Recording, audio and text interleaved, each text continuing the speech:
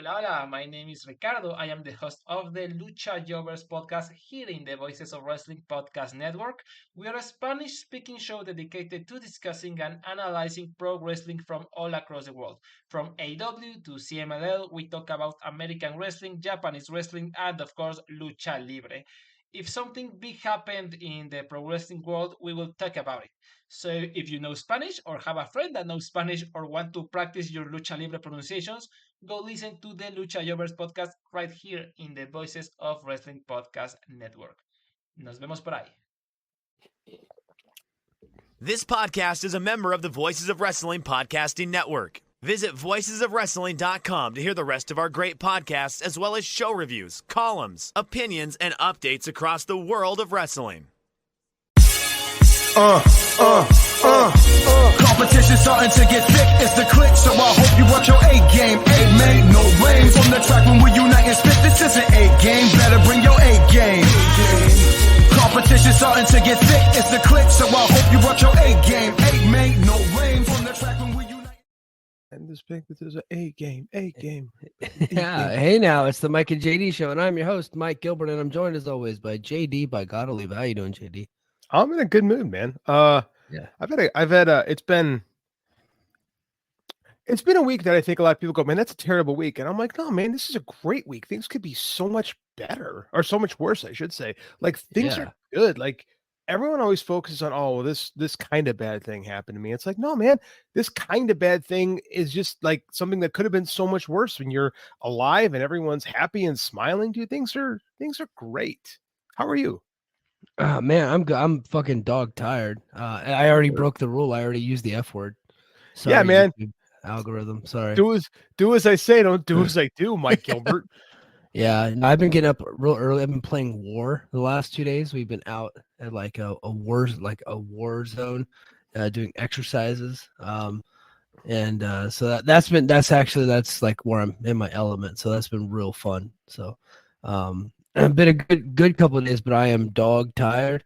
I am on a lot of caffeine. I'm not thinking straight. I'm already cussing. Should be a fun show. I don't even have a format for tonight. I don't, like, because I didn't even think of, like, oh my gosh, I'm supposed to create a thumbnail and get the stream going. I thought of it like an hour ago. Damn, kayfabe, brother, kayfabe.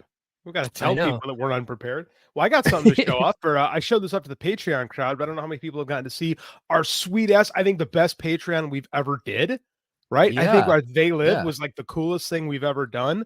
I haven't heard much response to it yet, but I know between you and me, I thought we had a freaking blast doing it. So hey, I showed this up. Darren loved it, by the way. Yeah. That means a lot, because you know our boy Daza is a movie nut. So for him to sit there and say you guys nailed it means the freaking world to me. So I know we did a good job, and that's something we should do again. Like, tell us, man, what other wrestling tangent, wrestling related, wrestling there's a word I'm looking for that I can't seem to find. I am also wrestling affiliated, wrestling related, wrestling adjacent. There we go. Yeah, there's a ton of movies that we could do, and you know, I don't have anything like off the top of my head, but if it becomes like relevant, you know, what's crazy is I posted the link again yesterday because it was Piper's birthday yesterday. Oh, I didn't realize that. I didn't even put it together. Like, we watched They Live, and it was 2 days before Piper's birthday. I'm like, damn, man, I wish we would have known. Yeah, we would have made a thing about that. So I guess it was I guess subconsciously maybe we just knew that, and it just kind of worked out that way because we're nerds. We love that stuff. But I was gonna show this. I showed this off on the Patreon. I haven't shown it off on the regular show yet. Yeah, I got the proof. I got the proof of Gaijin, my new book. It's, as you can say, as you can see right here, you know, not for resale. This is the test copy, right, to make sure that it all there, so you can see the book is finished, book is done. How many pages did we figure out this was last week? It was 380 pages. Yeah, 303 bills on that deal. Yeah, I got to make some adjustments to the cover. My name's a little too low. It's a little too close to the edge. Had to move it up. Got to move this down a little bit. Got to tweak some stuff. That's why they send this out to you. So they say, are you happy with this? And you can look at it and go, no, I'm not happy with this. I want to make changes. But it's good to do that so you get tested. But anyway, you guys can see the book is done. We're launching that Kickstarter on May 6th. I'm going to sell a ton. I'm going to hit my camera is what I'm going to do. I'm going to sell a ton of books, and I'm going to sell a ton of books about wrestling. And I'm really stoked to get people to read this thing. So, man, I'm excited. I got to guest on our buddy Scott's Ring Post Radio show on Sunday and talk a little bit about this. with Scott E on what it's called, Ring Post Radio. That's what it's called. Yeah, Ring Post Radio. That's a pretty legit show. I dig that crew. I've done that show before too. It's pretty awesome. They're good. Ryan and Scotty, they got good stuff. Got to talk about the New Japan show. Had a blast at it last week with my kid. My kid is officially a New Japan fan. Like, he was walking around wearing his New Japan shirts. We bought the grab bag. He's got his Shingo Tagaki shorts that he wore for like 3 straight days. So I mean, he had a blast. But I'll tell you something, Mike, from Mr. Bracer Impact. You know who my kid is not a fan of? And I agree with him. Yeah. Go ahead and spill it on here, because I was actually surprised to hear this. My kid, so he doesn't know. He only knew like by heart. He knew all the AEW guys, and the only New Japan guy that he like loves is Ishii. He loves Tomohiro Ishii, because when we went to Dynamite in Chicago a year ago, like not Thanksgiving 22, but Thanksgiving 21, we watched Chris Jericho versus Ishii, and he is scarred into his brain Ishii chopping Chris Jericho and making his chest purple. He talks about it all the time. It's his favorite match. Well, he didn't know Ali and Hiromu, and he was Mustafa Ali and Hiromu, and he's like, what about these guys? I said, well, this should be a good match. These guys should be high flyers. So he was all excited. And about John Muse says JD's son has taste. I know. I know John Muse would appreciate my kid loving Ishii. But anyway, we're about halfway through the Hiromu Mustafa Ali match, and he looks at me and goes, Dad, this match is boring. And I couldn't argue with him. It was my least favorite match in the show. I thought it sucked, quite frankly.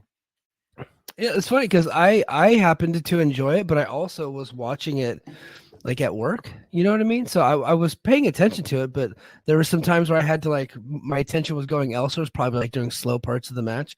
I actually enjoyed the match, but if you're there live, you probably have a better finger on the pulse of what other people thought of it, because I didn't actually hear any other reviews. I did my own review on our channel, and it performed pretty well, but I didn't think it was bad at all. I happen to enjoy Ali's.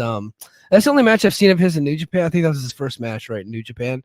But I've seen some of his stuff. I've seen all of his stuff in TNA, and it's been pretty good. I got to be honest with you. I was expecting them to do wrestling moves to each other in the match, and it was all shtick. And my 8-year-old isn't down with shtick. He wants to see, especially when I promised him high flyers, he wants to see Mustafa Ali do a 450, which we saw at the very end. But I'll be honest with you, man, this politician gimmick of his fucking sucks. It's WWE bullshit, and it's dumb. It's lame. I don't want that. He's just trying to do the Cody Rhodes paint by numbers career kit and try to win his way back. So maybe someday he can main event WrestleMania. Like, I don't feel like this guy's out here trying to have the best matches he possibly can. I feel like he's just, doing the Tony Storm thing and doing over the top character and not really putting forth 100% effort. That's how I feel. I haven't liked what I've seen of Mr. Ali since going to the Indies. Wow, that match really had an effect. I hated it. I absolutely hated it. Wow, you must have been really bad in the arena, because I could hear the fans. They seemed to go crazy for the guy. They seemed to like him. They were. I'll be honest with you, man. Hiromu was way more over with that crowd than Ali was. Well, I think Daryl was probably the most over out of anybody from the match. Daryl was far and away. To quote Cody Rhodes, the most over guy in your faction is a stuffed animal that you don't own the IP on. So Daryl always been over. But here's the truth.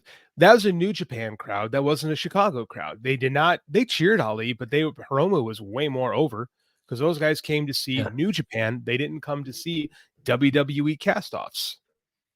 So how did Riddle get over to the live crowd? Not great. It didn't seem like he got over great, because I've been waiting for there to be some type of backlash for Riddle, being in New Japan, because people say he's a bad guy and all that stuff. He's got all those accusations. So I assumed that that there would have been this huge backlash when TNA or when New Japan brought him in, and I haven't really seen it. I'm sure David Bixenspan has tweeted about it, but he blocks me, so I have not seen the usual suspects go after it. But were there anything like that? People I don't want to see this guy, or was it just they don't care about WWE guys? I don't think they care about WWE guys. It wasn't like he was booed. It wasn't like it was people were like against Riddle, it was they were very pro Zach, right? Yeah. And apathetic to Riddle. I Like, thought this that is- match was really good. I Oh, thought I they did had too. I thought I they thought had good they had a great chemistry. They had a That was fantastic one of the best matches I've seen Riddle have, to be honest I with you. agree. No, I agree 100%. I said to my buddy George, who came out for the show, I said Matt Riddle should be one of the biggest stars in professional wrestling, but he's Matt Yeah. Riddle and can't get out of his own fucking way. The crowd was into Zach. They loved it when Zach won. He popped, big pop. I don't think anybody expected it to happen. But I mean, like, there's this assumption that when you go into these major cities, people want to see the quote unquote stars. But if you're in Chicago for a New Japan show, they want to see New Japan guys. Yeah. Like, they want the New Japan experience. And so, like, a lot of these WWE guys, like, the same thing happened with Nemeth. Nemeth was like over, but nowhere near as over as Ishii was. I'll tell you, he was not happy when my kid is rubbing off. I'm rubbing off on my kid so much. when old Nemeth won, my kid's like, Ishii never wins, because that's like his favorite dude. He got mad, and I'm like, you're right, buddy. Ishii never wins. Ishii's one of the great jobbers of all time. I think I've seen him win a handful. I've seen him win maybe 5 matches. But he gets me into. He sucks me into every match. I was sucked into that match. Well, especially because Riddle had just lost. And I was like, oh, okay, well, maybe they're kind of turning course, because I feel like a lot of New Japan fans rejected the idea of these WWE Fireds coming over and winning their titles. Well, did. Because Riddle beat Tanahashi and then Nemeth beat Finlay like right away. And so they already got the belt off of Riddle, and Riddle did not look like he was happy about it, to be honest with you. Did not. And so, and I assumed that I was like, okay, well, maybe Nemeth is going to drop the title here, especially because he's going to take on Moose this Saturday. At Rebellion. I was like, oh, maybe New Japan just pull the belt off of him now, so that way their champion isn't doing a job to Moose on pay-per-view. But no, they kept the belt on him, so they must see some value in him still. I'll tell you who got really over on Friday night. One Jack Perry was far and away the most over heel of the night. Yeah. Well, and he had a lot of supporters too, so it was very, very polarizing. Here's going to be the challenge for him. Get that reaction outside of Chicago. That's going to be a tough thing, because he doesn't have charisma. But hold on, JD, before you kill my argument. They pulled it out of him in Chicago, right? So can it carry it with him elsewhere? But I just see, like, he's just got this dumb look on his face every time I see him. But like, he was very into it in Chicago, and I was like, fuck, this guy might make some money with this whole CM Punk, pushed me around a little bit. He might be able to make a little bit of money off of that. Poor kid. I'm gonna be honest with you. If we had talked about this a week ago, I would have agreed with you 100%. That dude walked out of that curtain wearing the Chicago flag and ate up those boos. I saw more charisma from Jack Perry in that 20 minutes than I ever saw from him. And he walked into that ring with confidence and with swagger and owned the fucking ring. And he was in there with Shooter, and Umino's got a ton of charisma. Right. Yeah. Those two guys had that crowd. Like, I think until the Moxley Naito match, that was far and away the most hyped the crowd was. And it was a good crowd, Chicago crowd. We love wrestling. Yeah. But totally, I mean, like, Jack Perry was into it. Now, I don't know how you can grow this from here. I really don't. But if he found something in himself, and I said this to our buddy Jeremy, we have to stop looking at this as Jack Perry was suspended, and we have to think of this as Jack Perry's learning excursion. I truly believe, like, you have to look, he was suspended, but you have to look at it as a learning excursion. Because I think that having watched this and having gone back and looked at some of his stuff, he got better. Like, he learned how to work in different crowds. He's a much more effective heel in the House of Torture than he was doing the, I guess, Hollywood Jack Perry is something I can call him. Like, I don't know how we can, like, capture the scapegoat energy in AEW, but at least from one night, man, he was eating that shit up and was like embracing the role. So, like, I felt better about Jack Perry after that show than I felt about him in a long time. Yeah, I just worry that the whole, I got pushed around by CM Punk. I think that's gonna have a shelf life. So it's like, okay, can you turn it into long-term business? And we'll see. Like, I'm not saying he won't, right? I'm not predicting he won't. I mean, they're gonna give it a shot, but I do see it having a shelf life. So eventually, it's got to turn into something bigger and better than just this one isolated night. I agree with that. I mean, everything's got a shelf life, right? Yeah. the people who succeed in professional wrestling are the ones who can grow and evolve. We talked about it last week, because part of the struggle of Mercedes Moné is she's been struggling to evolve and struggling to grow, right? Like, she's stuck in the mud. And again, she's hamstrung right now because she hasn't had a match yet. And this is a company where you have to wrestle. So she's been hurting herself. But I mean, like, that's the key, is can Jack Perry move forward? And we don't have an answer to that yet. No, we might find out starting on Sunday, because I think he's gonna be back in 8. So he's basically went on a 2-month excursion. So it would have been nice to see him show up like 9 months ago. He didn't need to be gone that long, but no argument. I think he showed up in February. I think that's when he came in. Yeah, that's yeah. Yeah. So before we get started, I gotta get some plugs in. Plug away. Yeah, again, head over to patreon.com/the Mike and JD show. And that really helps support the podcast. We just started getting ads on YouTube, and we're getting, we're getting some pennies, So some of our videos have netted over $1. so yeah, but it really does help us, continue to do this. It helps keep JD and I on the air, because if not, like, our wives will probably tell us we can't do it anymore. It's like, why are you two idiots talking for, an hour and a half every Thursday night, So that would really help us out. We did just drop an exclusive, and we can't put it anywhere. We watched They Live, and I went ahead and uploaded the whole movie with JD and I doing commentary over it. So you kind of just get to watch the movie along with us while we kind of make fun of it. So that was a real fun experience, and we have gotten a little bit of good feedback on that. So go ahead and check that out. This Saturday night, I have already talked it over with the wife.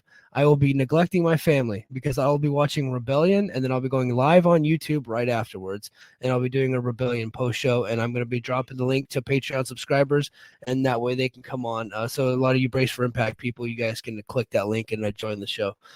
So I'll be doing that, and then hopefully we'll have some type of Dynasty recap early in the week next week. We'll try to get something like that going for everybody. And if you want to drop a super chat, we have those available. So please drop a super chat. That'd really appreciate it. So if you can't be a Patreon member, $5 a month, you can just drop a $2 super chat. So that'd be greatly appreciated. All right. So this is the way we really wanted to start the show. One of the coolest fucking things happened today. So yesterday, TNA announces that they're going to do a press conference at a barbecue restaurant in the Palms Casino in Las Vegas. Well, my buddy BQ happens to live like 15 minutes away from the Palms and was off today. And he goes, dude, he was telling us, he's like, I should go over there and ask a dumb question, but say I'm from your show. It's like, that would fucking rule. That would rule so much. And I was like, dude, you have to do it. But like, I was like, I don't think you're actually going to do that. Like, I think, because I just assumed like in the moment he would like try to ask like a real question, put his podcast over. So what he did is he put both of our podcasts over, and he asked a kayfabe question. And I couldn't be more happy that he did this. So if you guys are going to go to a press conference and you want to ask like a Mark question that's embarrassing, you could say that it's from the Mike and JD show. Like, I want that to be like a regular thing, kind of like back in the day when Howard Stern would send stuttering John Melendez to go, like, don't be gross, right? Don't ask any perverted questions. But if you want to ask an off the wall question that has nothing to do with anything, or if you want to just straight up ask an embarrassing question that will get probably Rich and Joe mad at you, you can say it's from our show. Like that, I think that's a good bit. Like, I like that. I sabotage the press conference. So here's BQ. Asking Moose and Ross Foreman made BQ the very last question of the press conference. So it closed the show. Oh my god! And it's a stinker, right? And so it's so great. My name's Brian from the Lounge. I'm also representing the Mike and JD show. My question is for the champion. Nick mentioned that he wants to do this on his own. He doesn't want anyone to help. Are you willing to do this without the system? Will you be out there by yourself? Will they be by your side? You have to watch Saturday night to get the answers to that. Look at the look on their faces. Like, what a fucking dork. No, honestly, God, do you know why that's even better? The first interview you and I ever did for Brace for Impact was with Moose, right? Yes. And he kayfabed the shit out of us when we asked, what did we ask him? We asked him a legitimate, about his contract. He had re-signed. And he goes, I haven't resigned my contract. They made the two of us look like complete and total idiots. I know. You know what? And I like strategically buttered that mother. Hold on. Sorry, YouTube. I buttered this dude up, right? Like giving him all kinds of compliments. Because that's it. When you're doing an interview and you're talking to someone that's like completely full of themselves, you want to like talk about how awesome they are, right? To get them to loosen up a little bit. And then you start asking them real questions. So I was like, okay, I'm going to do like what Howard Stern would do, right? And boom, boom. I started buttering it up. And then I was like, hey, what's going on with this contract? And then he just totally lied to us.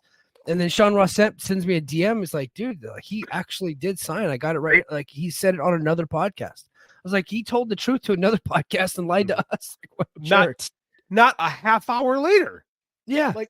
Like he just straight up lied to us. So the fact that BQ asked Moose, it made it come full circle, man. It made it like, he straight asked Moose, are you going to cheat during your title match? He has to heel if he was going to cheat and use interference. Of course he is. Like, honest to God. Okay, here's the thing. I love that you said this because I was going to say it if you weren't. What would make me really happy, because I've expressed my feelings of wrestling media numerous times on this show, is if people are willing to make themselves look stupid for just a brief moment and let us share in that stupidity and say, I'm from the Mike and JD show. I would love it if that became a meme, right? Yeah. That would just be, I would love it if you and I were just like the wrestling podcast that like doesn't give a shit, because that's kind of what we are anyway. Everyone else kind of we're the anti-media. We really are. Yeah. We're like an anti-podcast. Like we have really carved out a space where now I'm doing it. Like we have really carved out a space where we're kind of like, apathetic toward real media, and we kind of make jokes about it all the time. So if you want to join in with us and like make fun of wrestling media, like please just ask your stupid questions and tag us, because let's be honest, Mike and I are probably never going to be in one of those rooms ever because of this. Yeah, if they came to Hawaii, I would probably go, but I'm not leaving my house unless it's like close. So get me to drive, and that's what BQ went, because it's like 15 minutes from his house. No, I do have to say he had like a legitimate question to ask, but it was somebody else that asked it like ahead of him, and he was like the last one. So everybody else had. Now I don't know if anybody else asked any good questions, but he just totally like. He's like, fuck it, I'll just do the Mike and JD line, and he did like a kayfabe question, which was great. So like that, but that's why it's great. Is like our friend Sam, she's like. She busts her ass to be a super journalist, right? She asks good questions. She asked a great question about Nyla with the Tony Khan media call about Nyla Rose in Oklahoma. And it was like really good. Like I wouldn't expect someone like Sam to do it. Yeah. What was that about? What was that about? Oh, I missed part of it, but I guess the state of Oklahoma gave them a warning about using Nyla Rose on the show because she's transgender. It's a work. What are we doing? I know, but that's the thing. So Sam's like, you guys can go back to Oklahoma. And Tony's like, I don't know. We're going to have to play it by ear. Like, it was like, man, that's a real question. Good job, Sam. Like, right. Did he plug Dynamite right afterwards? Of course he did. What was it? He was Tony Khan, of course. But I mean, like, that's the thing, though. And like, here's why. Okay. I worked for the Nemedies for more than a year. They were really good to me. They paid me great. I have nothing bad to say about WrestleJoy personally. Yeah. They haven't put out anything in over a year. They don't do anything anymore. They're not. I don't even know if the site's in operation, but she's on every media call. And I'm not criticizing her for doing her thing. I'm like, why can you get on a media call, but Joe and Rich can't? You and I aren't going to get on this. This is why it's a thing. Wrestling companies come to Chicago all the time. Ain't nobody going to let me in the media room. Right? Yeah. So, I mean, like, it's kind of like, it's a joke. It's a work in and of itself. So if you want to get in on the work, Mike and I would love to be part of that. Please. Yeah. Let us drag you into the mud where we live. Yeah. I want you guys to go, and I want to do the opposite. You know how because we were very critical of the media and not asking good questions. Now I'm completely the opposite. I want you to go ask bad questions. I just want you to, say you're from our show, like put our show over while you ask bad questions. Because this is how you do it, man. We're going to ask shitty questions, and eventually we too will get a charcuterie board. Charcuterie board. I can't say it.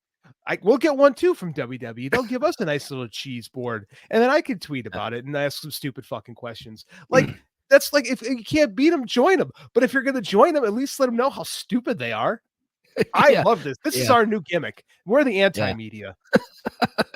Yeah, so thank you BQ. BQ, Go you're the check out best. BQ. Yeah, he's actually on YouTube. He's got like 7,000 followers or subscribers on YouTube. It's at negative BQ on YouTube. He still does his TNA stuff, but he's actually branched out, and he's doing like NWA stuff, and he did like a WrestleMania podcast. So he's actually branched out doing more than just TNA. So, but he still has the TNA Lounge going. All right. Before we get to the chat, I do want to do one more story. Not a lot of news for this week, to be honest with you. Slow week, but Kenny Omega, I know a lot of people here. This is the headline story. Was playing video games on the internet. Get out of here.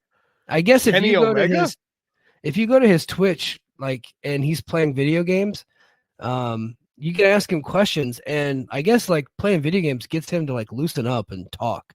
So like if you're a real journalist and you want to get news out of Kenny Omega, go to Kenny Omega's Twitch feed and just ask him while he's playing a video game and he's not paying attention. But he spoke on his involvement in Brawl Out. He said getting CM Punk's dog Larry to safety was paramount to him, so he did that. He tried to dissolve the situation, but he just couldn't. It was just way too chaotic. He said some interesting stuff. I'm not going to play the full 4 minutes, but here you go. The way that I wanted to go about things wasn't necessarily the way that other people wanted to. It was also the way that other people necessarily didn't want to. And then it was also maybe not the way that the boss wanted to take care of it. And I also thought of myself as a liability because I don't want to say old school. I'm not old school. I've just played a lot of contact sports, and I've gotten into jiu-jitsu and boxing and mixed martial arts. I just know that sometimes when you perform or when you fight, when everything's on the line, when you give your heart, when you give your soul towards something, and you're in that moment of high stress or high anxiety, where you've maybe emptied the tank and you're just physically exhausted. That was actually very impressive. A good punish. Yeah. Good punish. When in an environment like that, sometimes emotions get the best of you and people will want to throw hands. And in the case, and I'm unfortunately or fortunately a believer of it, I think if it's decided that, hey, this is the best way to solve things and you can shake hands after and move on after, I'm a believer. I'm actually a believer of fighting. I am. And that sounds terrible to say, and which is why, like, don't make me an EVP in 2024. You can't do that. That's really what I wanted to get to, is that line right there.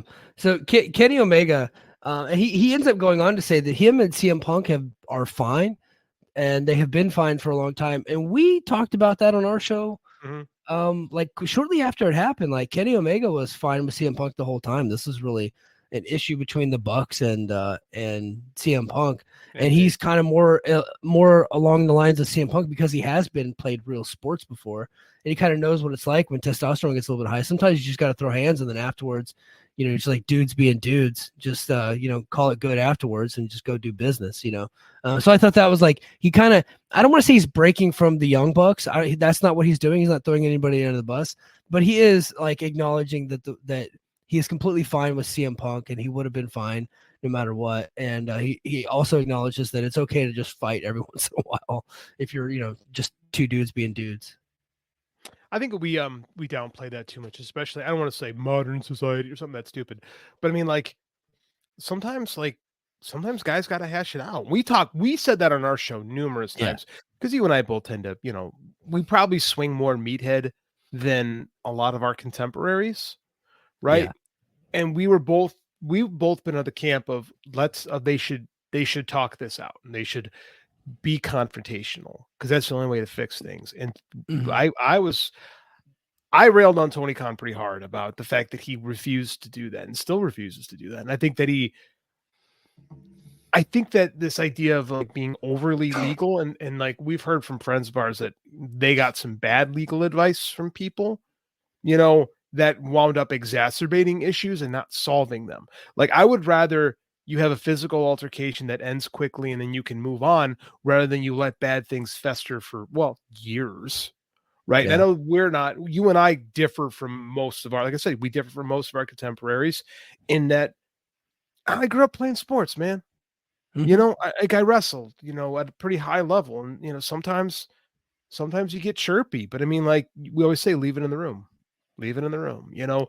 And when you don't leave it in the room, then stuff boils over, right? And it's not healthy. And like the reality is like, and again, I'm real big on focusing on your emotions and mental health stuff, and like part of sometimes you need to release, and a lot of times men are stupid and like we get physical, and like some guys don't do that, but some guys do.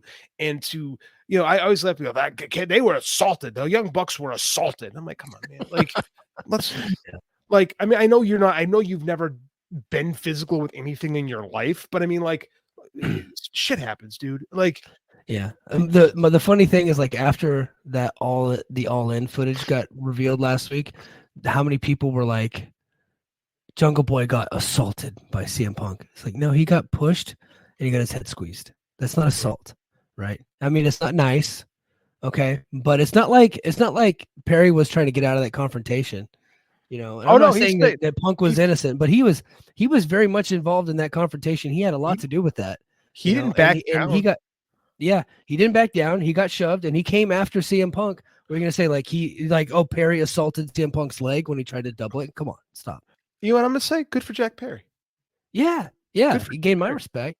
Well, I 100%. Like, I just again, maybe we're just different, right? Like you and I grew up playing sports and stuff like that. Like, I truly believe that if you don't, I always talk about this with parents. Like I said, like wrestlers, I'm a wrestler. It's my an amateur wrestler. Like that's my like culture, right? You either are or you aren't. You either enjoy the physical contact or you abhor it. And you find out pretty quickly if you're one side or the other. Because some people step on a wrestling mat and they like grab another dude and like, you know, start tussling. And they're like, man, I like this. This is like, it sparks something in you. Or you are repulsed by it. And like, you can't stand the violence. And that's okay too. There's two sides of that. But I think the one side has a hard time understanding where the other is coming from on both sides of the equation. And like, again, it's part of like this talking and communicating thing is like neither behavior is abhorrent. It's just different. Right. And some guys can fight and like bury it. And some guys cannot. The problem is like never solving the problem. Yeah. Right. And that is what Brawl Out really comes down to, is the problem was never to this day solved. Yeah, no, it never was. Yeah, look, I have close relatives and good friends of mine. You know, sometimes we got into it playing football or, you know, wrestling in the backyard or, you know, whatever it was. Like, and then on my football team, there were several fights like during practice and stuff like that because somebody's trying to go too hard. Some, you know what I mean? Or someone got a perceived cheap shot and they just kind of went after each other, you know. But I couldn't imagine being an NFL coach and like my star quarterback and my cornerback, the defensive back, getting into it and then firing the quarterback, right? It's just not gonna. Right. You're not gonna. Now, I'm not saying that CM Punk shouldn't have been fired, but I think a real leader, a real head coach would have like had that shit handled pretty quick. It's like, that's we're gonna do this behind closed doors. None of you idiots leak to the media. We're going to take care of business. You know, we're going to do it. And then now you guys got to go run gassers after practice for getting into an altercation. And then of course, somebody would have got suspended. Like players get suspended for fighting. Like Draymond Green got suspended for punching one of his players, and he's back on the team. Well, Warriors are out of the playoffs, but he was back on the team, you know, not that long after. So, yeah, not that crazy. I kind of like that because I always felt like Kenny Omega was a bit of an alien. He's like a little bit hard to figure out. And I just never thought that I had anything in common with him. And after hearing him talk, I still think now I'm like, okay, and now I kind of relate to this guy a little bit. You know what I mean? But he's just kind of a weird dude. Yeah, Kenny is a weird dude, but he tells you he's a weird dude. Like he's like, I don't know. I kind of feel like kinship with Kenny Omega because he's an athlete who's also a super nerd. Right. So like, I always see Kenny and I'm like, dude, that's a guy. I'm cut from that cloth. Right. Like I've always really liked Kenny Omega because he's got that. He's like Bret Hart in that he's got this wicked artistic side to him, but he's also an athlete, like a knockdown, drag out athlete. And then I don't know, man, that guy is built differently. And I've always respected it. And I'll be honest with you. If one were to go on Kenny Omega's Twitch stream and ask him a stupid question, please say you're from the Mike and JD show. Maybe I'll answer. Yes. Speaking of the Mike and JD show, thanks everybody for being in the chat. it's time to get to your comments. And then, of course, if you want to stop us dead in our tracks or you want to say something stupid, super chat, hook it up. Love it. Hook it up. Super chat. Yeah, James L says, "Let's go." This was before the show started. He was in the room before everybody else. John Muse talking about me not having a script for the show. As you guys can tell, I'm just winging it. He said, "Wing it, brother." Hell yeah. Drew 101 said, "Gilbert tore up the script." I did not tear up a script. I ain't got no script. And then JD is the new member of LAX. More on LAX later, by the way, in my Rebellion preview. That's a little teaser. I don't have any inside information. I just I watch very closely and I come up with ideas. W. Brady is Ali's killed it on the indies so far wherever he goes, and his stuff with TNA has been really good. I agree. I've not watched his indie stuff because I'm not fucking watching indies shows, but I like his TNA stuff. I have found, and right now he's doing the presidential thing. It's working in TNA, but what works in TNA won't work in New Japan, clearly. Right, you can't do the same gimmick everywhere. Not every gimmick works everywhere. But right now, he's in a feud with Jake Something, and he's trying to enact a law to put limits on the X division because Jake Something's too big. He said, "This is ridiculous. We need limits. We need weight limits. This is ridiculous. Jake Something's too big." I think that's hilarious. So I happen to like Ollie. That's the heat, brother. It's not about weight limits; it's about no limits. But we need limits. We need limits because Jake is the size of 3 people. Jake is pretty freaking huge. Jake's a big dude. Make no doubt about that. Yeah, Perry should get the good initial response. The stadium will be the issue, and there's a split crowd cross dynamic they will have to address. I think it only exists in one city. He's going to show up in St. Louis. St. Louis does not like St. Louis. Probably hates CM Punk because they're Cardinals fans. So, or they're St. Louis Blues fans. The Rams are, gone, but for a while now. Yeah, for a while. But, and then IO Production says, "Who's ready for Rebellion and Dynasty?" I think a lot of people are. So it's gonna be a good weekend. And then and Drew 101 says TK stood by Nyla, which was to be expected, but his full answer was really good. Well, I'm glad that he did because it's like, come on. You want to talk about real sports? That's a different conversation, and I'm not even going to give an opinion on that because I'm just not educated enough to do that. But when you're talking about pro wrestling, like, who cares, right? Like, don't just shut up when you're dumb Okies. All right, and then Antonio Baker, this one's way over the top. It says Sid Vicious stabbed Arn Anderson in the 80s. It was 1993, I think, and they still work together. Maybe not in the ring, but in the same company. That was way too far. But they hated each other for a long time after that. That's not true. Sid got fired after that immediately because he tried to kill Arn Anderson with a pair of freaking scissors. Yeah, Sid was fired. Okay, Sid was fired immediately, and that they had to rewrite. Sid was supposed to win the title at Starrcade that year. And they put Flair in that position. Wound up being a way better show.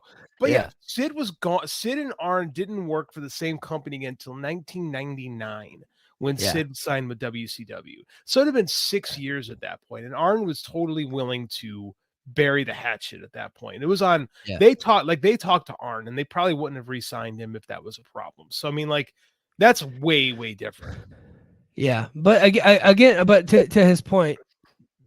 Old school values, right? They were able to get over that, and they actually did an angle together later, right? They did. So just business is business. Mm-hmm. So King of the North is in. He said, here to check in and make sure JD hasn't lost his mind. He has. Also, make sure Mike is ready for Moose and Dolph Ziggler. I happen to be interested in that match, but not as interested as about 12 other matches happening this weekend, to be honest with you.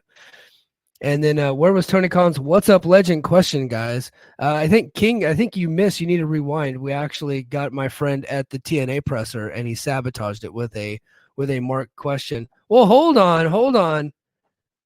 Oh, Big Dre with the $5 super chat. There we go. Do you think TNA sells out the Palms? Okay, I think that's a good question because I was very tough on TNA on Saturday morning because at last Saturday, they had only sold 550 tickets. Now they're up over. I think they're up over 800, and by the time we get to bell time, they'll be over 1,000. Will they sell it out? Depends on how many they put on for sale. Because Dynasty, I think they have 6,000 tickets up for sale. But that arena holds like almost 20,000 people, right? So it just depends on how many you put up for sale. So will they sell it out? That I don't know. I don't know how many's for sale. Will they reach what they got in January for Hard to Kill when they were up over 1,600? No, they're not even going to come close.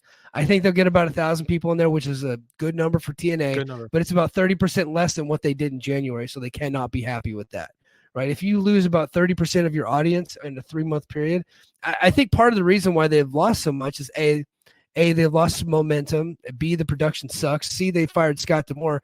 And D, they went back to the same place too early. Like you can't go to that big venue 3 months after you just went there, thinking that you're going to sell that many tickets. But I say all that to say 1,000 tickets for a TNA show is pretty good for TNA's level where they're at. What do they typically do? Because when they used to go to Vegas, they would always go to Sam's Town. Sam's Town was only holding 700 people, right? So they're doing better than what they were before when they would go to Sam's Town, just because they're at a better venue, at a more accessible venue.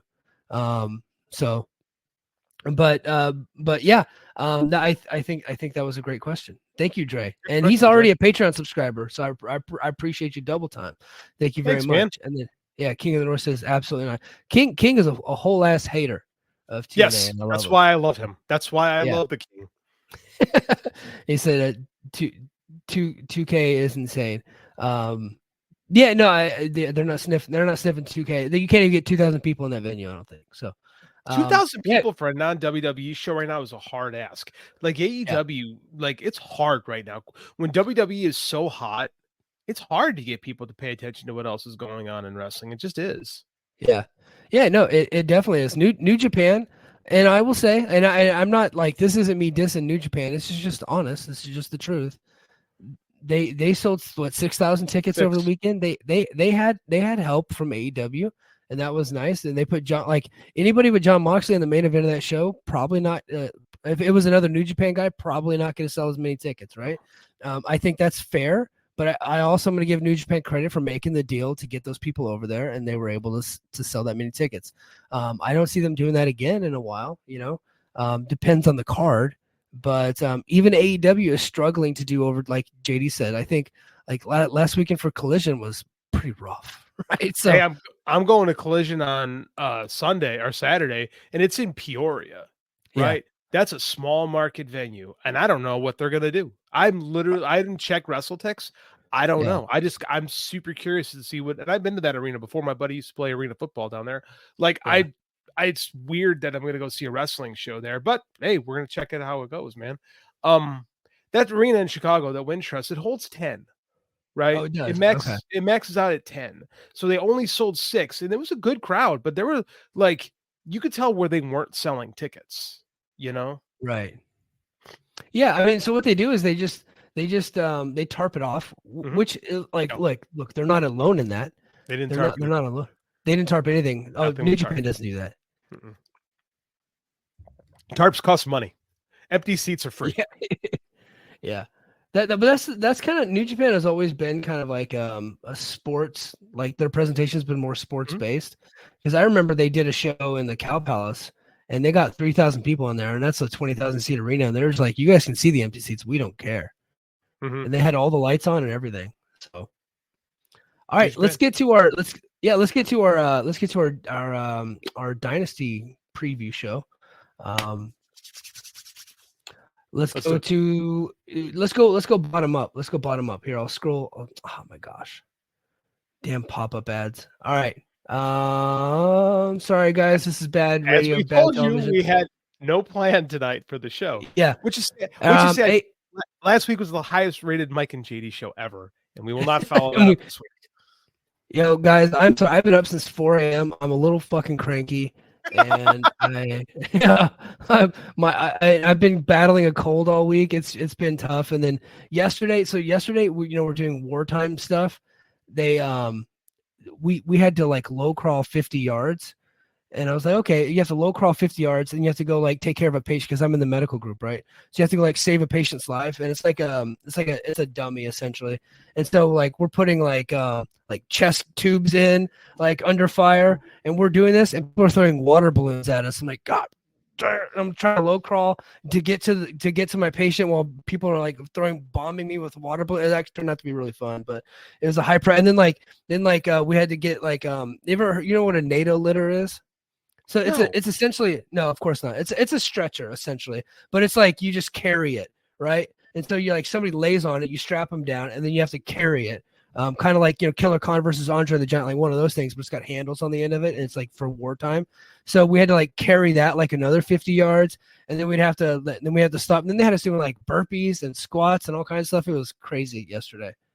Look, man, I hear what you're saying, but I teach children how to use Photoshop, so I don't want to hear your sad story. Yeah. Yeah. Well, look, China, we're ready for you, is all I'm saying. All right, China. All right. AEW's Trios Championships and the Ring of Honor 6. I didn't know that Ring of Honor still had the 6-man tag team championships, but it's the Acclaimed and Billy Gunn versus Bullet Club Gold. I think this is on the pre-show. Who we got in this one? Who gives a fuck? Like, I agree.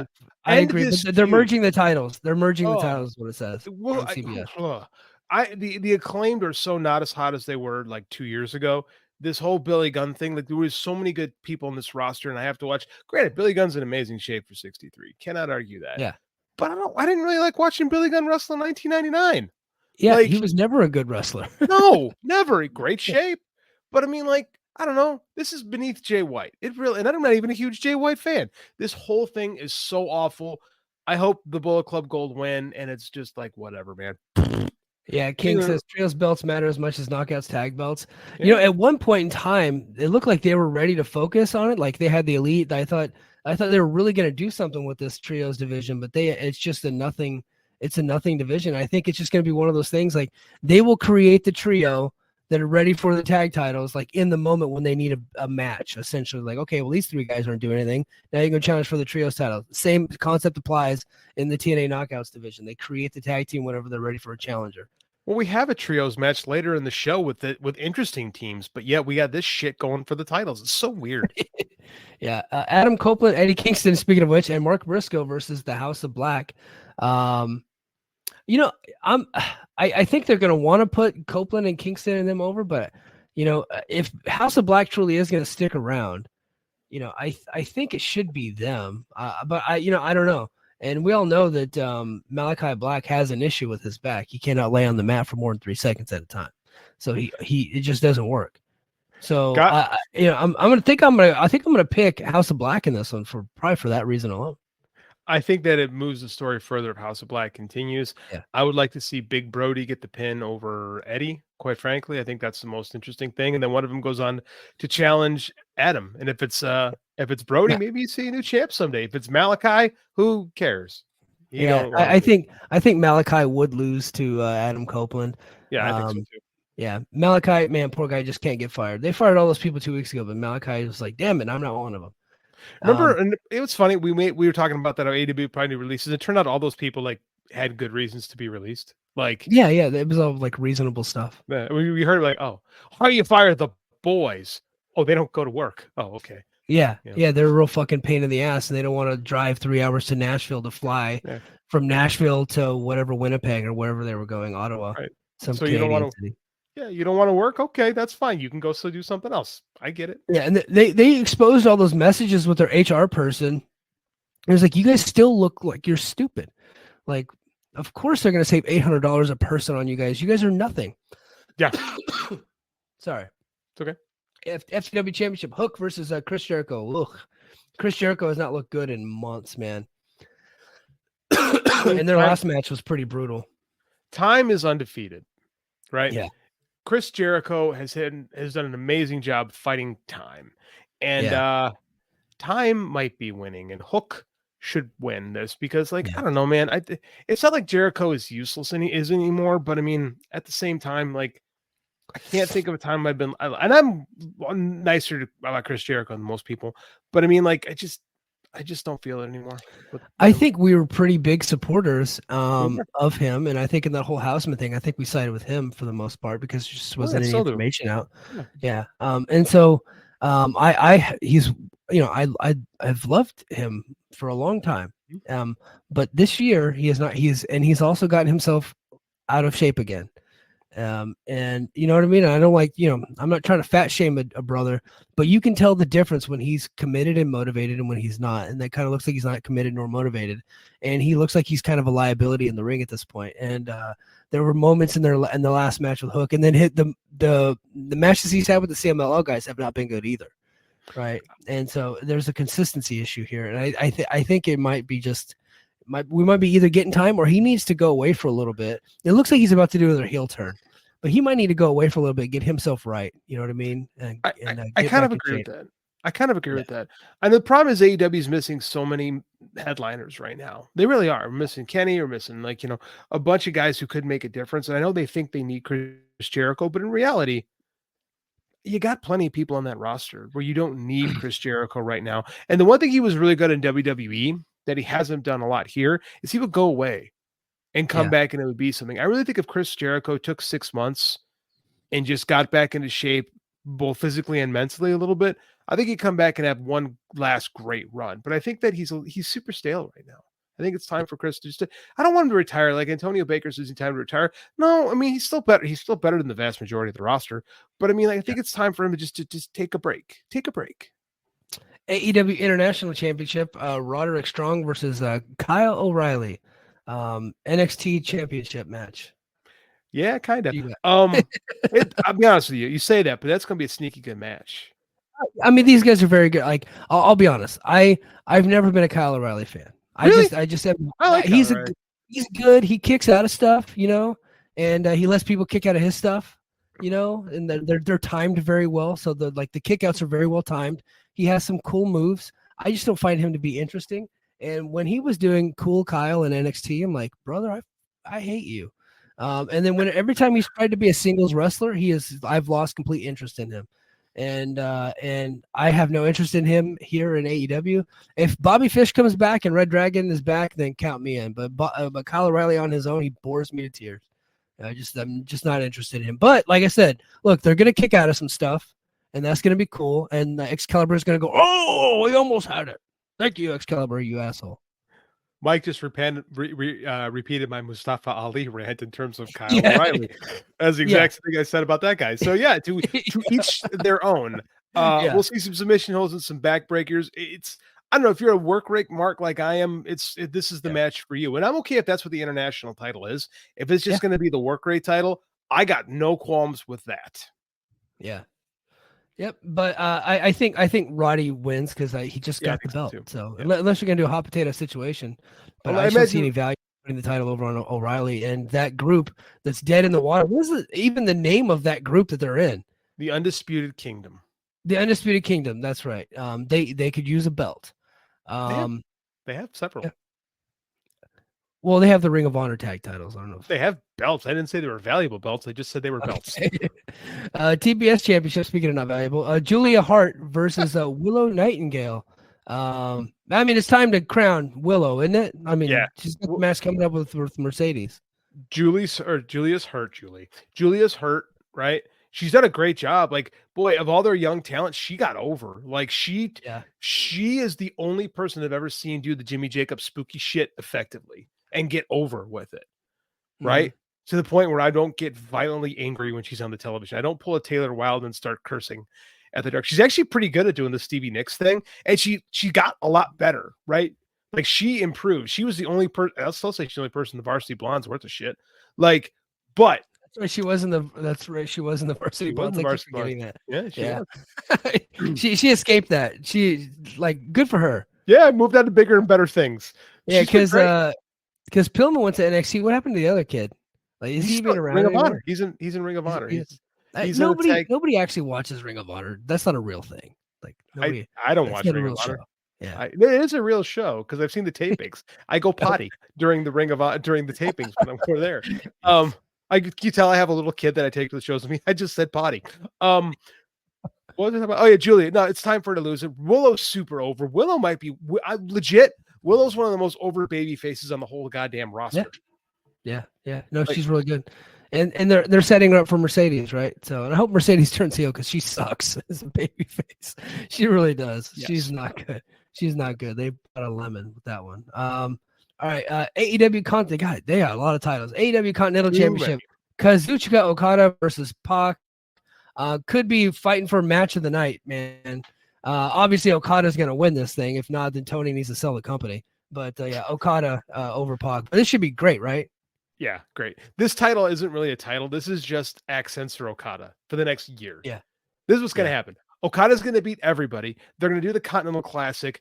Okada's going to get a bye to the finals, and he's going to beat the shit out of whoever wins that thing. This is just Okada. This just is something for Okada to do until they're in the title, until he's ready to beat the champ. Yeah, hold on.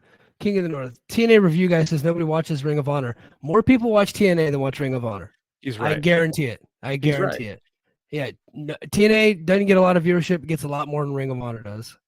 Because I can't name 12 people that have that app. Ring of Honor does not have 100,000 subscribers. Tony would be now. Can Ring of Honor sell more tickets? Well, yeah. When you load it up with AEW guys and it's being promoted on AEW television for WrestleMania weekend, of course they can. But Ring of Honor on its own, give me a break. Right. I have no argument to that, sir. Yeah. I can see that. I'm talking about modern Ring of Honor, but for a long time, way more people watched Ring of Honor because it was on Sinclair, and a lot of people it would come on at like 1 a.m, and like you just leave your TV on after Walker Texas Ranger reruns, and then there's Ring of Honor coming on. That's how they get ready. That's a true story. Yeah. AEW Tag Team Championship. Young Bucks, this is the ladder match. We'll be taking on FTR. I think this is the spot where we see Jack Perry come back, which means Young Bucks got to take this one, right? Yeah, I am perfectly fine with these two going back and forth for the rest of their careers. I know it's going to make Jim Cornette angry because FTR might have to lose once in a while, but it's better right now for the story if the Bucks win. And dude, these two teams have great chemistry. The Bucks are really good in ladder matches, and they're great at falling off of shit. So it's going to be a lot of fun. Yeah. And again, like I said, Okada and Pac might steal the show. This one. We keep forgetting just how good these teams are because, I think the Young Bucks are doing really great heel work, but last week was a bit of a disaster. And then they have to go in and remind us just how great they are and remind us like who is the team that carried Sting and Darby. It was the Young Bucks, right? Like they were the magicians behind that whole thing. And they're very much like FTR is one of the greatest tag teams of all time. So are the Young Bucks. I think they're just going to kill it. This is going to be great. After last week's disaster, don't you think these 4 guys are going to be motivated to change the narrative?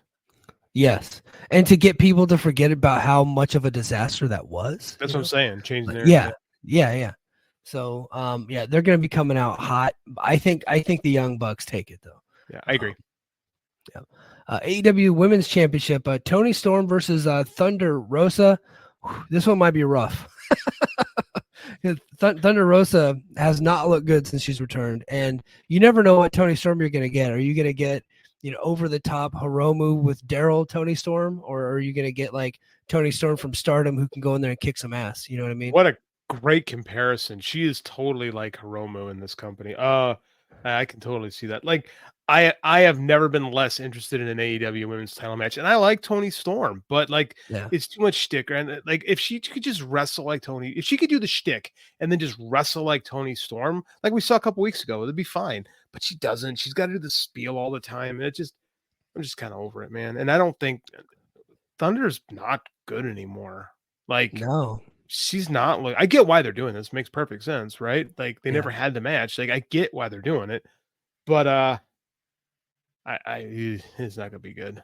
It's gonna be tough. It's gonna be a tough one. Oh, King of the North has a good question. Referring back to the tag title match, do the Guns show up after this match? You know what? I think because the Jack Perry thing is probably gonna be where they go. I could see the Guns being no matter who wins. I could see the Guns being lined up as the next challengers. Absolutely. I mean, the rumors are that they're about to sign or have already signed. They had their final match on TNA tonight. So I would expect the Guns to show up on the show. I don't think because you're right. They're going to make this about Jack Perry. Yeah. So I think the Guns show up, but they don't interfere or anything like that. Like I think you might do the Tony Schiavone. Please welcome our newest signees. And then you hear Motor City. I have to hear that in AEW ring. I just have to. I love that theme song so much.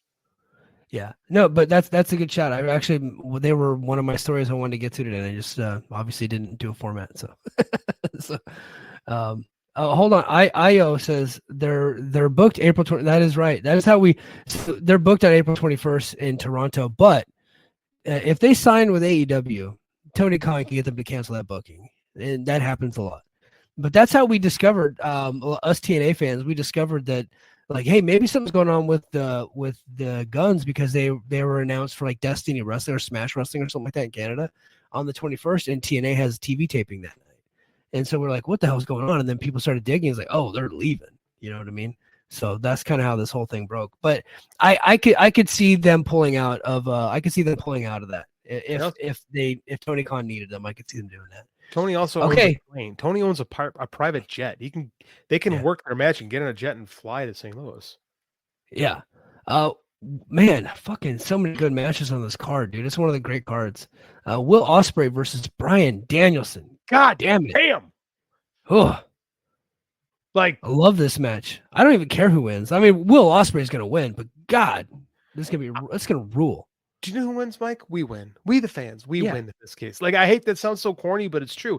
This match is going to be awesome. This is one of those things that if you told me in 2018 that eventually I get to watch Bryan Danielson wrestle Will Ospreay, I'd be like, oh, WWE signed Will Ospreay. That's terrible. Like it's the only way I can see that's ever happening. And it's not, that hasn't. Like, we're going to get them just being unbridled and awesome. And I hope Tony Khan has one more final countdown left in that deal, because it would make me happy to hear that coming out with Danielson and Ospreay. It's going to be fantastic. I cannot wait. Yeah. Hold on. The chat wants me to answer a question. Oh, James L says, Mike, what if Deonna turn on Rosa and joins with Tony and the other girl? I think Deonna is poorly cast in AEW. She should be a heel. I think her becoming a heel makes all the sense in the world. And if Tony Storm's going to have a faction, her former best friend, they already have that story. It kind of makes a little bit of sense, although they did just wrestle. And I know that Deonna wrestled Mariah May. So, but that actually kind of makes a little bit of sense to me. Yeah. So I could see it. I'd be cool with it. Yeah, Deonna's not a good babyface, but I get why they did it at first, because they wanted that match, right? The two had pretty good chemistry. It makes sense. AEW typically puts their new signees in babyface roles because people want to cheer them, right? Hey, this is the new person. We want to cheer them. So it made sense. But yeah, and if you watch the show, the heel turn coming. Yeah. And then in the main event, we got Swerve versus Samoa Joe. I've been saying for a long time, Swerve needs to be the champion. I think it's time to crown the dude. Like, the guy's doing the best work of his life. I agree. It's time. It's time. And then here's what should happen. Swerve wins that title, holds it up, and then Hangman comes with that chain and beats his ass and leaves him in a bloody heap to end the show. And then we get the finale of the Hangman and Swerve, the Hangman and Swerve feud, the rivalry. Yeah. So, yeah. But so I'm very much looking forward to the card. If you're going up against Dynasty, like, I think like this is like the sleeper card of the year, really. I don't know if it's going to outperform Revolution, but man, it could be a hell of a freaking deal. AEW pay-per-views typically do not let you down, and this is the one where I'm like, you know what? I am super, super excited. I'm going to the go-home show, a Collision, and we're getting, dude. If Monday was not a school night, I would take the 4-hour drive to St. Louis and go watch this show, but I can't. St. Louis is a rough drive, man. But that's an easy drive from Chicago, from where I live. Piece of cake. Yeah.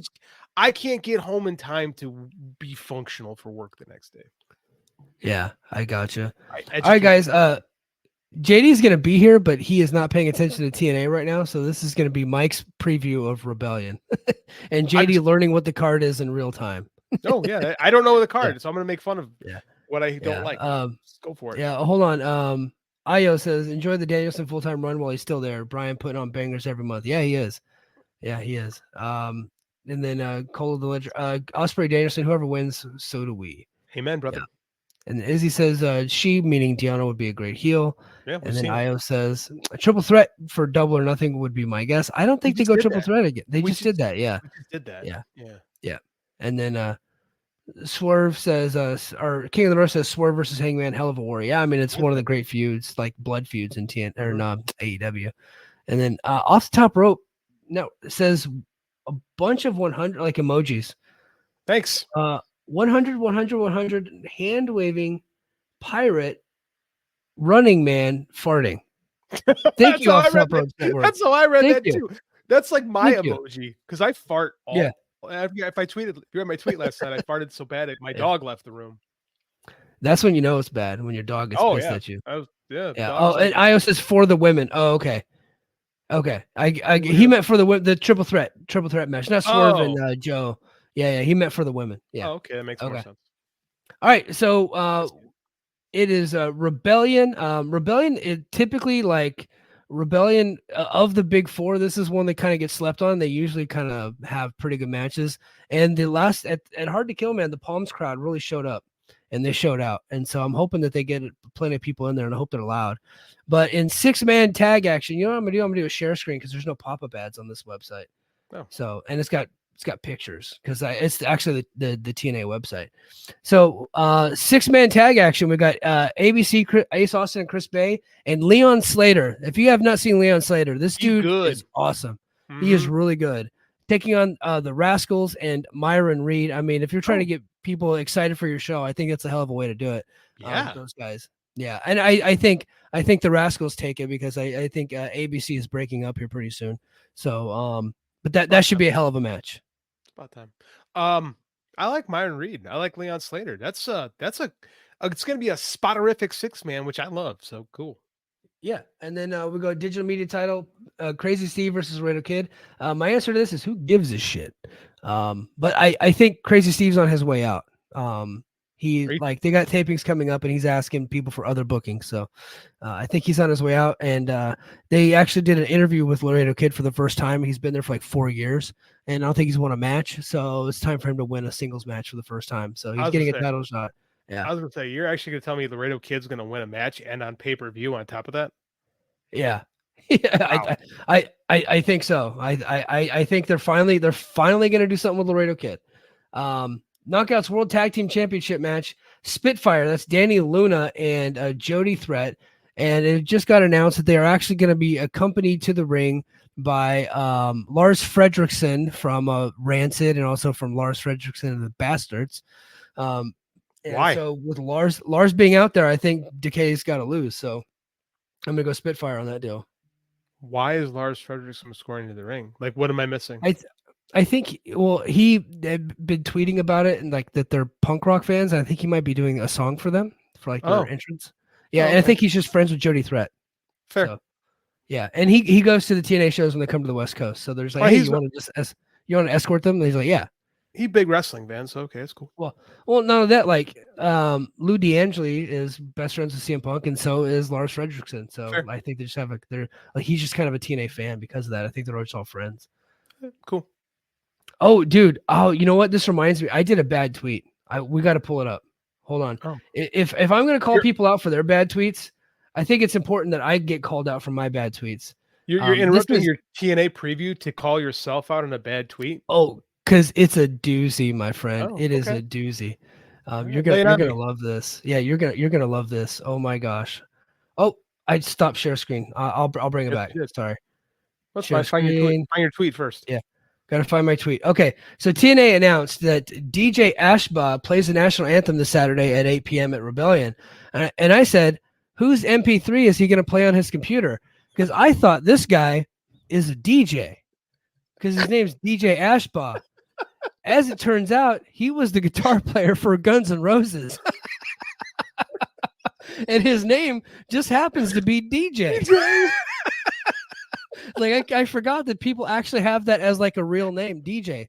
Well, who are you talking to? JD, yeah. But yours is JD. Like I assume a musician, when they're called DJ and some stupid name after that they just play music on their computer and people point at them as they dance stupid college age white kids. Okay.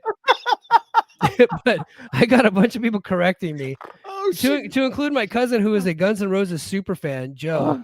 He's like, dude, he actually like replaced fucking God, what the hell? I can't believe I'm totally brain dead right now. Did he replace Slash? He replaced Slash. Yeah, he replaced, like, I think like Buckethead was a good, and this guy played. it was Slash, then Buckethead, and I think Slash came back for a brief period. Slash is back now, but this guy was one point was in the band at some point. Yeah. Yeah, but I mean, he's not like okay, let's be honest. He's in Guns N' Roses, but it's like, No, it's he's going to play the guitar. But honestly, if he were a DJ, like an actual DJ, that joke is awesome. Okay. Because DJs are not musicians. They just play music on their computer. Okay. They're all idiots. All of them. That's like saying Dave Navarro. That's like saying Dave Navarro was in the Chili. Yeah, Dave Navarro was in the Chili Peppers for a while, but like not the good version of the Chili Peppers. Like he was in the Chili Peppers for one album. Okay. It was not. He's a Jane's Addiction guy. He's a Jane's Addiction guy. Yeah. That is hilarious, Mike. Yeah. Absolutely hilarious. Yeah, that was look, one of my best bad tweets of all time. So legendary. Yeah. And so they have a thing going on. Who will show up? Lights Out. They did a whole vignette. They're gonna have a big surprise. I brought up LAX earlier because I think the big, they're not saying big, but they did a vignette and it's like, it kind of looked like a Bray Wyatt-y type of thing. So naturally made me think that it was Matt Hardy, but it could be a swerve and it might end up being Santana. And I think if they're going to bring Santana back, they need to bring back LAX and have him be the leader of LAX. And I think that would work. Who do you put in LAX then? He can't do Ortiz, but I'm sure he has other friends, right? And he works Puerto Rico all the time, and he works AAA all the time. They could get somebody. I'm not suggesting Laredo Kid, but they could get some, like, I would like to see them bring in somebody like new, because I think that's the cool thing about LAX. When Conan came in and they brought Hernandez and Homicide, I know Homicide had some Ring of Honor stuff under his belt for the most part. To a big audience, he was relatively unknown. I kind of like that part of LAX, like learning about new people. So I think that would be cool. If they did somebody new, or it could be Broken Matt. And I've been saying for weeks that if Matt Hardy's going to come back and he wants to do his Broken Matt shtick, the only place he can do it and kind of get away with it, that might like appreciate it, would be TNA, because that's where it started. And I think that would be kind of a, and he didn't have to stay around for very long. He can do it for 6 months. And he can go back to, go get a producer gig. But if he wants to do that, I think that would work. Io says, that's not Io. Hold on. Io says, Danny Limelight and Slice Boogie is who I can think of. I've seen those names tossed around. Okay, so Danny Limelight and Slice Boogie were in that MLW knockoff version of the 5150, I think they called themselves, and it didn't work out very well. Has Danny Limelight been working? I haven't heard that name in a long time. Last I saw, he was doing like stuff on like OnlyFans. Well, that's kind of in trouble. I heard is Danny Limelight burnt a lot of bridges, and I cannot remember the last time I saw Danny Limelight's name floated around. Hey, remember when you got in trouble by Court Bauer? Oh my God! Because they changed Danny Limelight's name to something. Daniel Rivera, and I said Daniel Rivera. And I just said he's on the MLW. I RT'd the MLW account. I said he's Danny Limelight everywhere else, but MLW got to be different. And Court felt the need, because Court does not like me, the need to say this was a change that he wanted. And I said, then why is he Danny Limelight everywhere else? Right. I believe I got blocked shortly after that. Yes, you did. Then we got the tagline on this match. TNA, you guys got to do better than this. Former friends. Joe Hendry versus Rich Swann with a Dollar General in his corner. I don't care. I think Swann's gonna win this because they're gonna push Swann as a heel now. So should. Yeah. Full Metal Mayhem. This should be awesome. Eric Young versus Kazarian. This probably could end up being match of the night because these guys are gonna, these guys can really freaking go. And they're in their 40s now, but whenever they get opportunities to shine, they do really fucking good. These guys are awesome. Oh, let's not talk shit on people in their 40s, man. Yeah. Cat's gonna win, right? Because EY gonna go back to the Fed, right?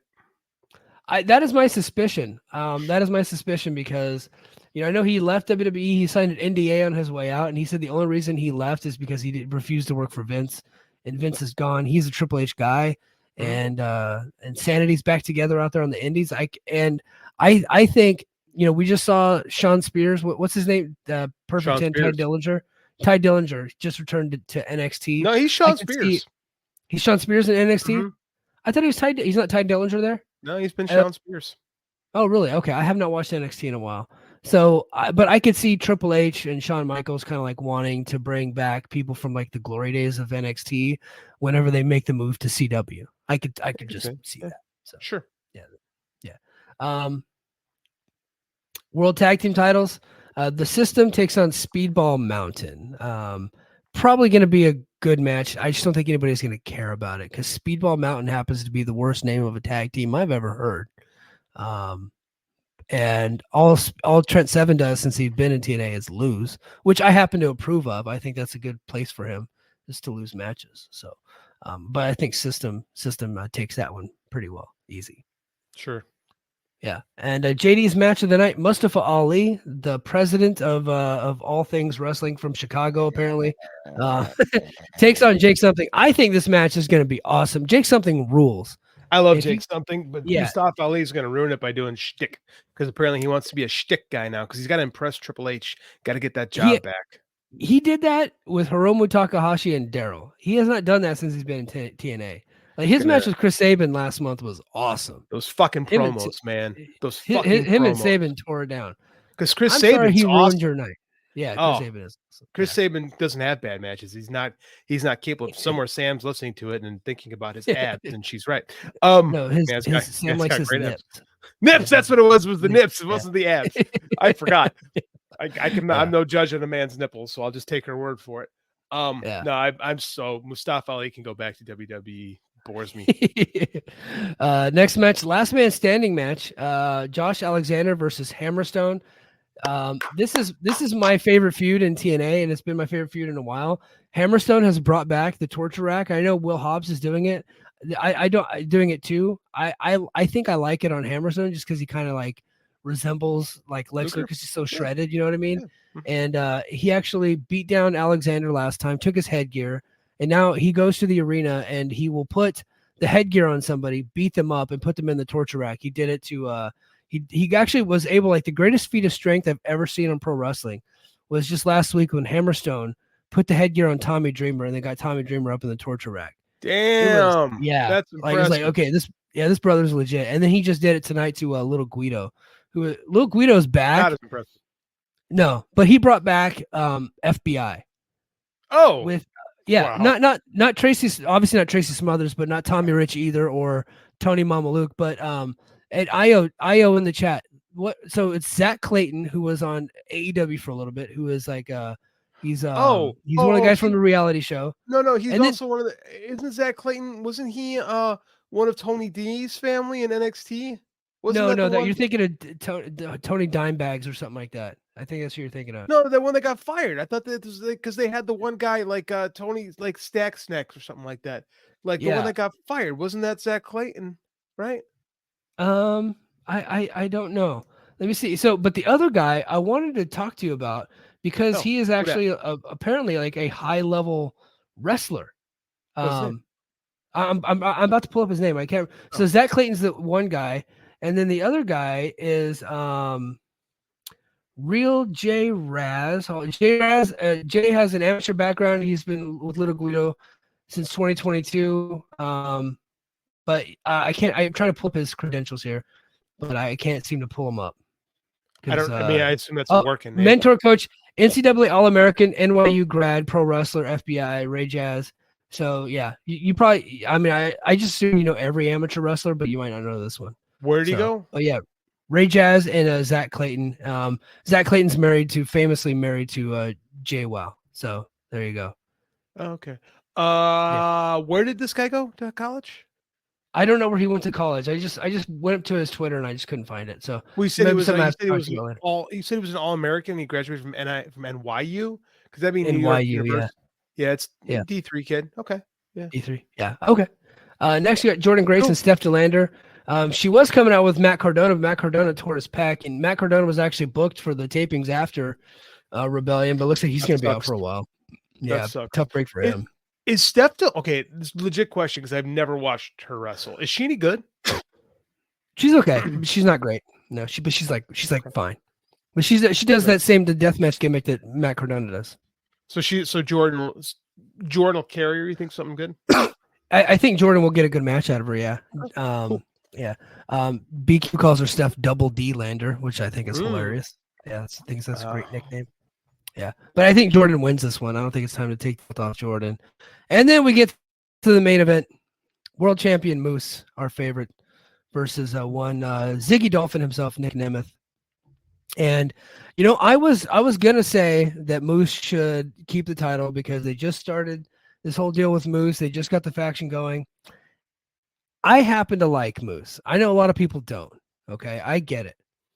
A lot of people don't like the system. I personally happen to like the system because I'm a fan of Eddie Edwards, and Brian Myers has grown on me over the years as like an in-ring performer. Okay, it has not worked. It just hasn't. And we have to acknowledge when something's not working. Ratings have completely plummeted. I know some of that has to do with the instability of the company. Scott D'Amore, getting fired, and then the production has been atrocious. But the guy at the top is Moose. He's been the world champion, and numbers have just dwindled since he has been the champion. And you have to take notice of that. So if they got dates on Nick Nemeth for a while, I would say it's probably time to put the belt on Nick Nemeth. I think Moose keeps it, but I think it might be time for Nick Nemeth to be the champion here. Define plummeted. Where are the ratings at right now for TNA? I think last week they were like 85. Oh, 85,000. That's a big drop. And so they're usually up into the ones, over 100,000. But I think not only them taking the fourth quarter off last year, they never really regained the television audience. Let's be honest, that hard to kill number that they got that broke the record, that was a social media campaign. Mm-hmm. It legitimately was, and that's why I've been saying for a couple months now that it is time for TNA. Like, they can keep their show on Access, but it's time to just put the show on YouTube for free, right? And just do it like live on YouTube, the same way they used to do it on Twitch. And I think that's going to grow their audience. But none of it's going to matter if they don't fix the production because they're still having the same issues that they had when you and I did Brace for Impact together. And at times it looks worse. So they can't get out of their own way. I remember in October of last year, we said, well, never forget this. He said, TNA is going to it was Impact Time, was going to significantly invest in their production and make big strides. And I said, Mike, that's not going to happen because they would just do it. Like, you wouldn't make your show look worse and then make it look better. And I was right. And I will keep saying that until I'm proven wrong. I don't care who wins this match. I don't like Nick Nemeth. That goes back to 2000. Yeah, that's not like a pro wrestling thing. That's a Kent State thing. Fuck Kent State. Yeah, 44 years old. I'm gonna say it till the day I die. Yeah. That being said, everything you said makes complete and total sense. He's the New Japan Global Heavyweight Champion. Yep. Speaking of a company that has too many belts, so I don't know. It would make sense to put it on him. He's got that former WWE stuff, and that actually does tend to help TNA. Doesn't help anywhere else, but it tends to help TNA when former WWE guys jump over there. And it's tradition. New guy leaves WWE, goes TNA, put the title on him. That's what we do. Yeah, and people hate that tradition, and I get it. Oh, I agree. I agree. It depends on the person in this sense. I think it makes sense unless Nemeth isn't staying around, then you obviously don't want to do that. I did hear a rumor a couple weeks ago that Nemeth might be heading to AEW. I don't know how far fetched that is, but look, nobody likes citing WWE talent more than Tony Khan. Like, he just signed Carlos Cabrera, and I saw a bunch of non-Spanish speaking people saying this is one of the great hires of all time. Right? Yeah, how do you know? They just, exactly. Right. And look, they hired Jennifer Pepperman, and people were like, oh, this is a great hire. You don't fucking know who Jennifer Pepperman is. Right. So all I know is if she's responsible for the Mercedes stuff, it's not a great hire. Yeah. And so I could see Nemeth with Johnny TV and Taya doing stuff on YouTube. Fine. I could see it. I'm you know what I mean? Fine with that. But I just heard around the way that AEW might be interested. Oh, God. Yeah. All right, I'm gonna go to the chat and then we're gonna close it up here. I know JD has got to get to bed, and my kid wants to play. So we got the AEW Fight Forever game, and how is it? It sucks. it really is terrible. But I'm not a gamer. I just bought my Switch like 3 weeks ago, and all we've played is Mario Kart. But my daughter saw the wrestling game. She's like, I want to play a wrestling game with you, Daddy. And I went, and it was like $20, and I had two $10 off like coupons, so I got it for free. Oh, and so I was like, okay, that makes sense. So I got it for free at the Navy Exchange, just off the base here. And but it's fun to play with my daughter, and I just let her beat me up, so she wants to play. So you're telling me these dudes took 4 years to make a bad video game? They did. They absolutely did. Wow. And not a lot of people want to say that because they love AEW. But I think it's time to have an adult conversation about two things right now going on with AEW. Fight Forever sucks. It's not a good game. And Mercedes Moné might not be that good.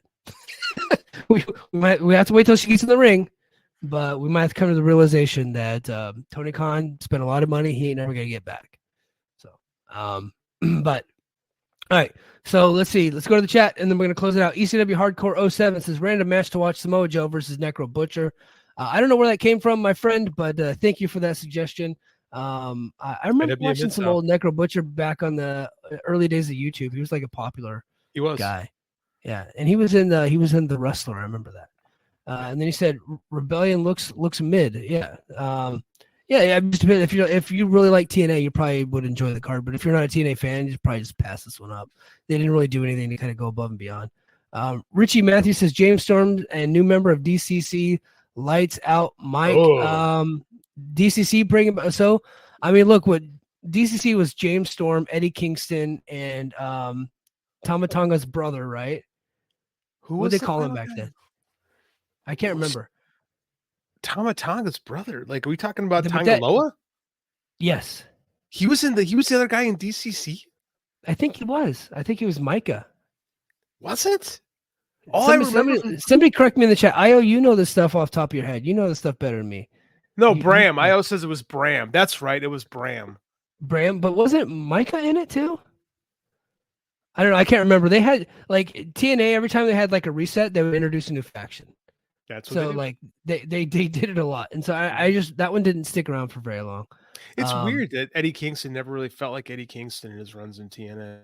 Like they did some cool stuff with later with some cool stuff with LAX, but he still didn't quite hit his stride there.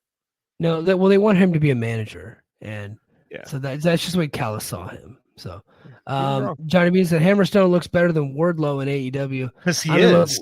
Yeah, he is better than Wardlow. Way better. Yeah. Let's see. Richie said the lights out thing again.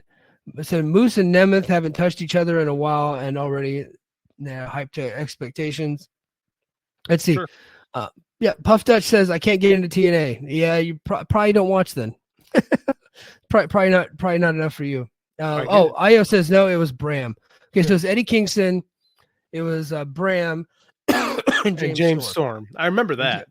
But Micah was or Tangaloa was in TNA at some point. I remember he was.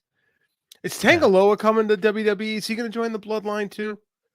I don't think they want him. I don't. They got Tama Tonga. I mean, like, is Tangaloa much worse? People say what they want. Tama Tonga is way better than Tangaloa, and like Tama Tonga is capable when he's motivated to have to be pretty good. When not motivated, it's bad. Yeah, but I think that Hikuleo goes. I don't see Tangaloa going. I can see Hikuleo. He's huge. Yeah.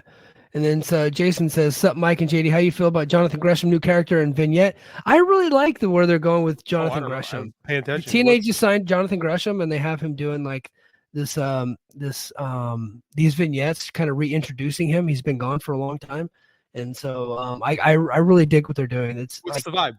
What's the vibe on Jonathan Gresham? I think they're kind of bringing him back as kind of like the octopus and the foundation version of Jonathan Gresham. That's the best version of it. Because when he came in, when we were doing the podcast and he was the Ring of Honor champion, like that was peak Jonathan Gresham. Yes, and I think that his AEW experience broke him. So when he came back to Impact after having that experience where he basically, he quit, got fired, whatever you want to say, like he wasn't the same guy. Like he was there, but there was there was nobody behind his eyes. Like he was like dead inside almost. And so now they let him go away and reset himself. So it's so wild to me that he got asked to put over Claudio Castagnoli and died inside. Dude, he went over there thinking that he was the man. He did. I'm the Ring of Honor champion. You bought this company and I'm the world champion. And he went over there and they're like, dude, more people watch Claudio on WWE main event on YouTube than ever saw you in Ring of Honor, right? You're going to put the belt on him, right? And then he went in there and like he realized I was never shit. Right. Like that's what he had to like get over there, like get that realization when he got there. And all the Ring of Honor guys had to go through that. He was the only one that got all up in arms about it though, because he was the world champion. But he it broke him. He's never been the same. It's been like 2 years. And he's like, it's fucking wild to me. And he's a good wrestler, but he's also 5'4". Yes. So, which I think worked to his advantage. Like it made him unique in Ring of Honor that he was so small and stocky, and it was such a really good grappling wrestler. Mm-hmm. And we'll see if that translates into success in TNA. He's only had one good match since in this latest run in TNA. It was against Alex Shelley. And I thought they tore it down. That was the last time we saw him back in August of last year. We have not seen him since then. So. Yeah. So, but hey guys, that is gonna do. Man, we almost went 90. We went 90 That's tonight, long. And we didn't have a format. JD, we just rambled for 90. So, hey, everybody, thank you in the chat. I really appreciate you. Please make sure you're a subscriber. Please share the show, and if you would be so inclined, join us over on Patreon. I will have an Impact recap. I have not finished the show. I watched a little bit of it earlier today. But I will be recapping Impact this week. I'll be doing it on Saturday morning, and then on Saturday, and that's only for Patreon. And then on Saturday night, I'm going to go live right here on the Mike and JD Show YouTube, and I'm going to be doing a Rebellion recap. And then at some point, we're going to figure out how to talk some Dynasty. So me and JD will work that out. But we're not going to be going on Sunday night because I'm doing Saturday night. So I'm not doing 2 nights in a row because my family is very important to me. So if I have to do something, I might do it like while they're sleeping or something like that. My job is important to me. I'm going to bed after the show. Yeah. So we'll try to figure something out, guys. But I really do appreciate everybody being here. Appreciate everybody in the chat. Thank you so much for supporting us, supporting the show, supporting Voices of Wrestling. And until next time, mahalo. Competition starting to get thick. It's the click, so I hope you watch your A game. Make no rain from the track when we unite and spit. This is an A game. Better bring your A game. Competition starting to get thick. It's the click, so I hope you watch your A game. Make no rain from the track when we. Hey now, it's Mike Gilbert, host of the Mike and JD Show, right here on the Voices of Wrestling Podcasting Network. Join JD by God Oliva and myself every Thursday night live on the Voices of Wrestling YouTube channel at 11:30 p.m. Eastern Standard Time as we stay up all night discussing all the hottest stories in professional wrestling. You can also check us out right here on the Voices of Wrestling podcasting feed, or you can subscribe to the Mike and JD Show feed. Now, enjoy the show.